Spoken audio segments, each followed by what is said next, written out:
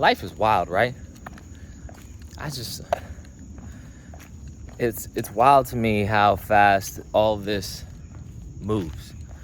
And I mean, I'm in my I can now say I'm in my late 40s, and I have friends who are retired, and I'm still just grinding it out. Like, I feel like I completely wasted a good chunk of my life through my 20s and 30s getting drunk, drinking and drugs and chasing women, and just acting a fool and just chasing shiny objects. And life runs up on you, and it's all about taking accountability, and there are consequences for actions. So I am extremely grateful, and thank you to you, Dad, for pulling me out of that, flipping my life around, and choosing me to represent your kingdom. The whole thing is wild.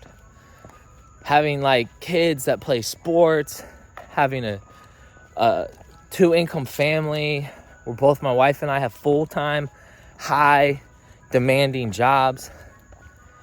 I mean, I run a small, I don't even like saying the word small business, but I'm an entrepreneur, and my wife works a high demand job, and our kids and sports and church, and you blink and it's like a month went by. So it's been a minute since I've done one of these, because one, I didn't feel like I had anything to talk about. I felt like I got a lot out on the last few videos, and then just thinking about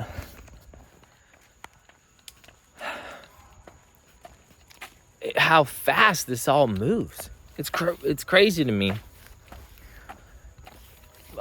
My friends that are retired, I'm so happy for them. It's blessed. These guys are now, I can think of 2 people in particular who are my age, and they're on their second careers, and it's more of almost become a hobby now. Well, I'm looking forward to that day where something breaks here and get it going. And there's a lot rattling through my mind, and sometimes I'm going to use this platform, talking to you, to reel it out. We're in election season, so why do people get mad when you talk about politics? Especially Christians. What's the deal with Christians that don't want to talk about politics and are apolitical and won't talk about it, and Christians shouldn't be involved in politics? I'm not a scholar. I'm not a biblical scholar by any means. But in that time, in 2, 3, 4,000 years ago, biblical times, the church, there was no church. It was the Jews or whatever. It was the same. There is no politics and government. It's the same thing. So I don't get it.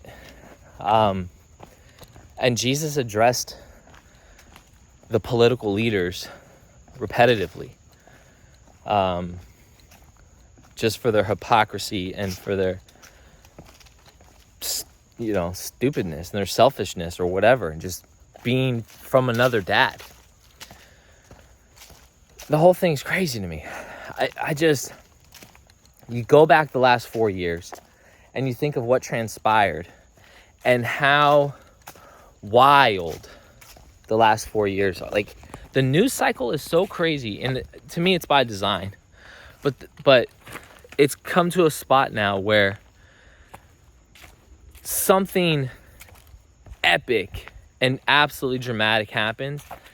24-hour news cycle, it's forgot.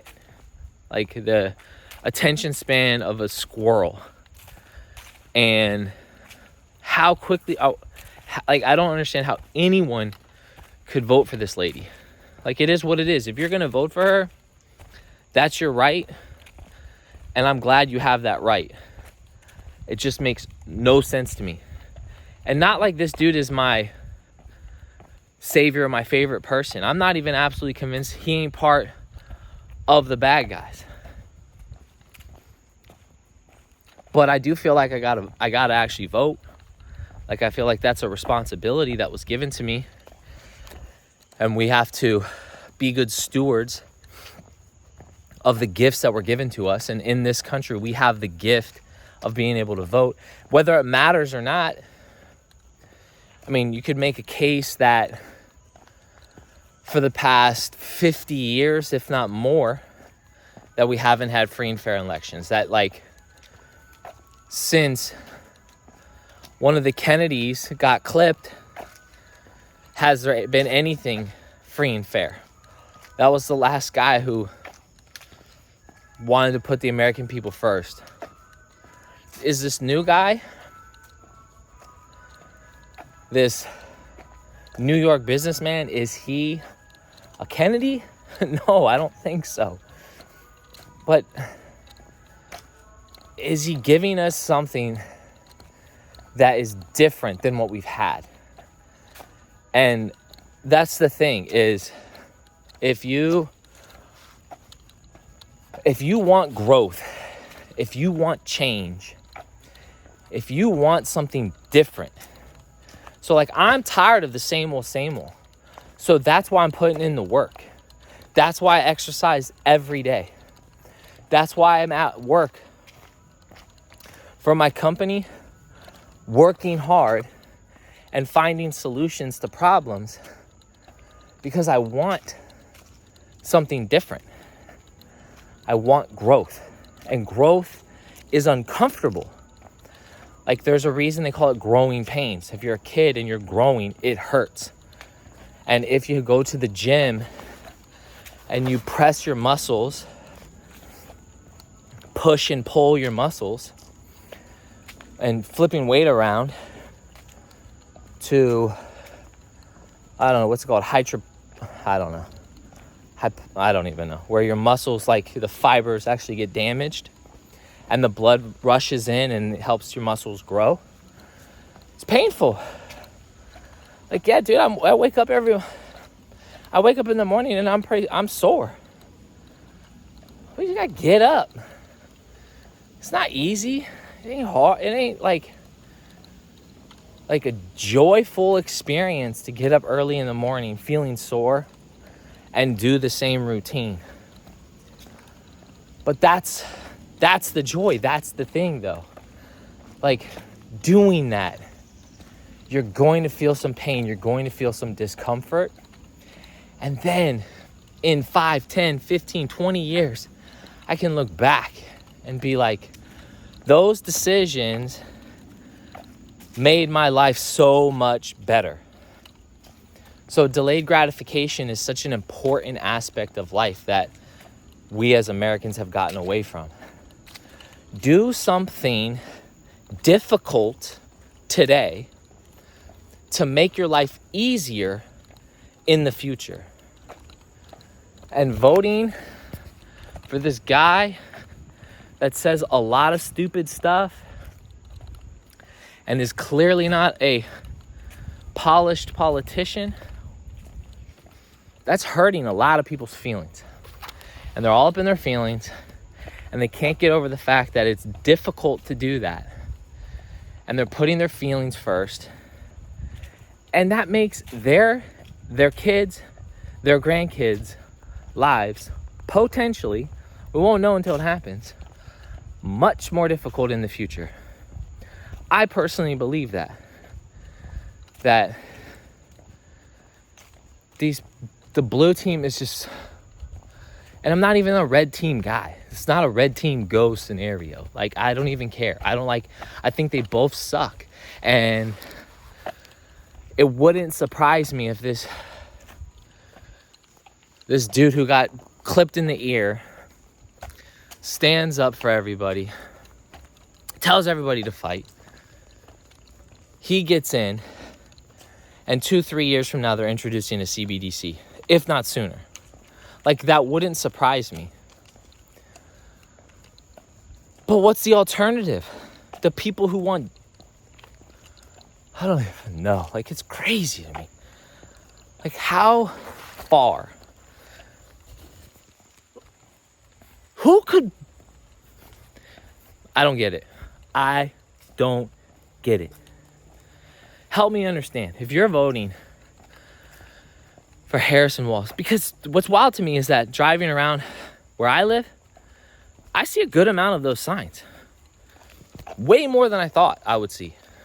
But they're out there.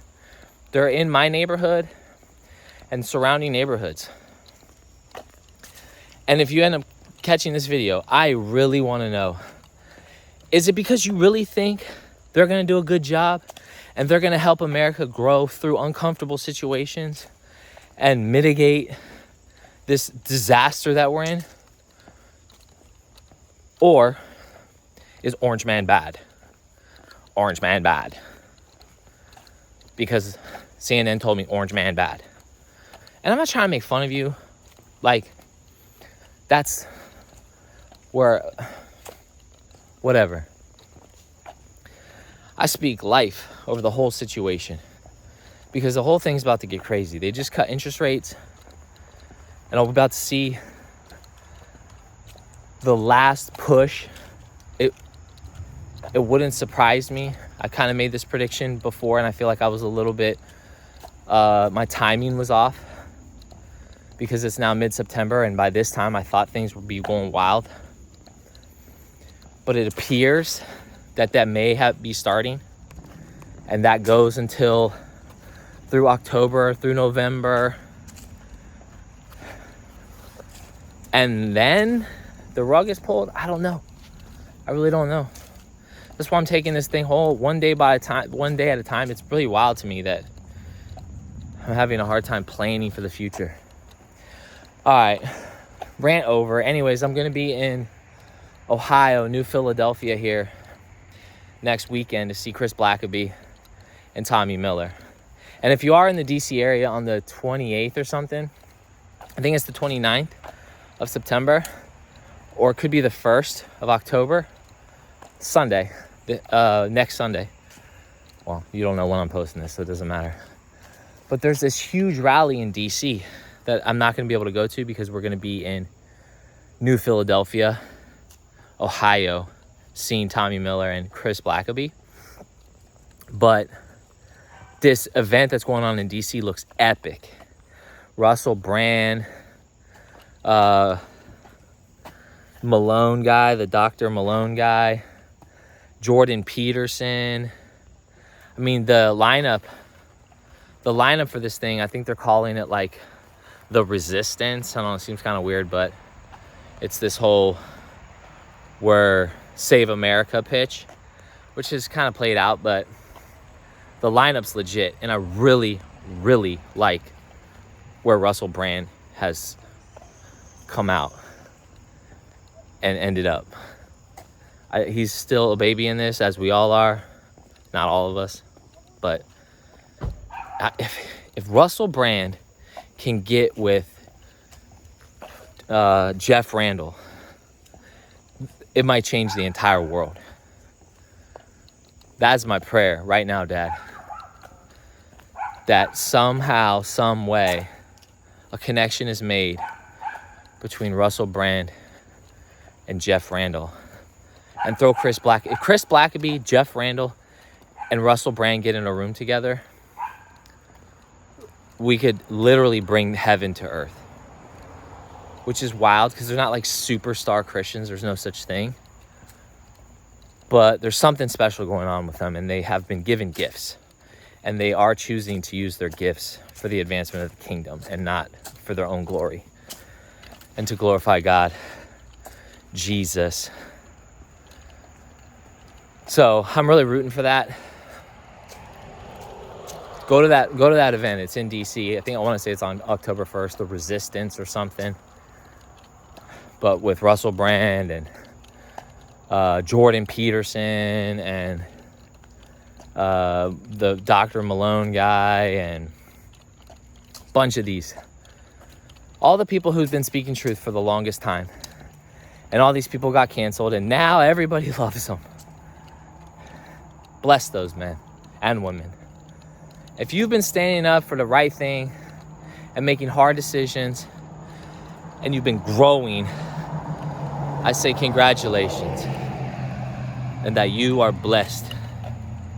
Everybody on the other side of the screen, I bless you in the name of Jesus. Be cool. See you in the next one.